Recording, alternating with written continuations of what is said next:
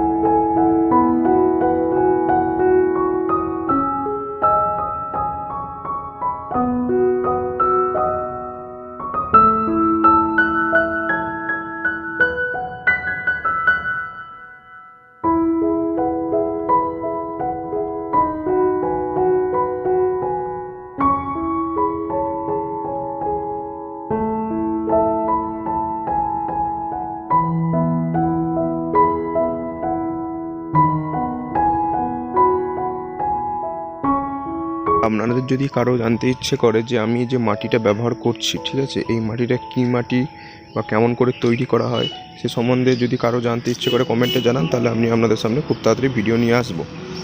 আর এরকম ছোটো গণেশের মূর্তি যদি আপনারা কেউ কিনতে চান, ডেসক্রিপশানে মোবাইল নাম্বার আছে, ঠিক আছে, ওখানে আমাকে হোয়াটসঅ্যাপ করতে পারেন, ঠিক আছে। এবং আজকের ভিডিওটি আপনাদের কেমন লেগেছে সেটি আপনারা কমেন্টে জানাবেন, এবং লাইক করতে একটা ভুলবেন না, এবং শেয়ার করতেও ভুলবেন না। আর চ্যানেলে যদি নতুন হয়ে থাকেন অবশ্যই চ্যানেলটি সাবস্ক্রাইব করে পাশের বেল আইকনটি বাজিয়ে নেবেন।